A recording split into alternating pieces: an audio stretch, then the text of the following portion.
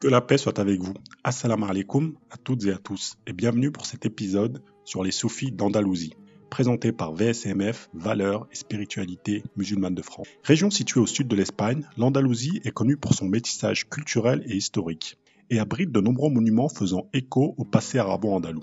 L'Alhambra, la mosquée cathédrale de Cordoue, les Alcazars sont les témoins de cette époque. Intéressons-nous donc au chapitre de la présence musulmane en Espagne, du 8e au 15e siècle, et plus particulièrement à la dimension spirituelle en abordant le soufisme.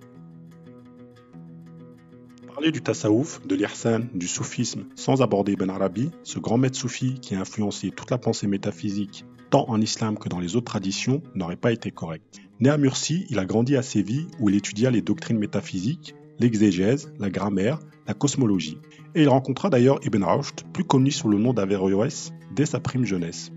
Malgré ses connaissances incommensurables, il témoigna néanmoins que la pratique du soufisme par l'invocation, les prières et le jeûne était pour lui l'essence de la spiritualité.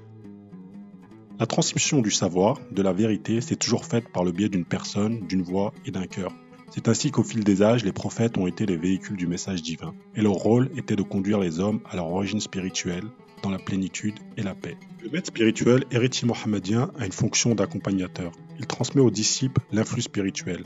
Le disciple est alors relié à une chaîne de maîtres spirituels qui remonte jusqu'au prophète. Il suivra son maître sans que le lien qui les unit n'apparaisse extérieurement. L'accompagnement ou la fréquentation du maître est le moyen le plus sûr d'atteindre le stade suprême et de parfaire sa formation.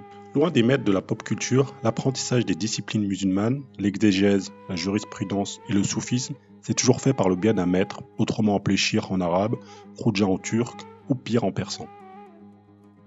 Il y a une place centrale dans le soufisme. Le dhikr ou invocation du terme La ilaha illallah, il n'y a de Dieu que Dieu, est un des piliers du tasawwuf. D'autres éléments, comme la lecture du Coran, les chants sacrés ou le sama, font partie de la pratique soufie. On pense souvent que les soufis sont des personnes retirées du monde. Or, c'est tout le contraire. Le soufi est intérieurement avec le Créateur et extérieurement avec les créatures.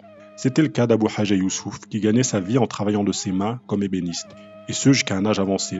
Les gens, disciples ou non, sultans ou gens du peuple, avaient l'habitude de lui rendre visite pour profiter de ses bienfaits et de ses enseignements. Les soufis donnent une place importante à l'invocation, à la pratique de la prière et du jeûne, ainsi que du travail dans la voie et pour la cité. La remise en question de ces actes, ainsi que l'examen de conscience, tenaient aussi une place importante dans leur cheminement. Abu Abdallah n'hésitait pas à consigner ses actions quotidiennes en vue de se demander des comptes à lui-même le soir. La remise en question ou l'examen de conscience, terme que l'on pourrait croire propre à notre époque, était déjà appliqué par les soufis, et ce même par ceux ayant atteint un très haut degré spirituel.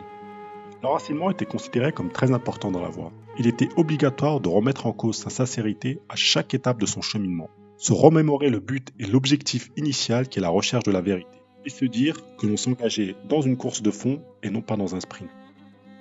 Les femmes ne sont pas en reste dans le soufisme et ont leur cheminement propre. On peut citer pour l'époque Shams Umma, Nouna Fatima, Zainab al-Qariya.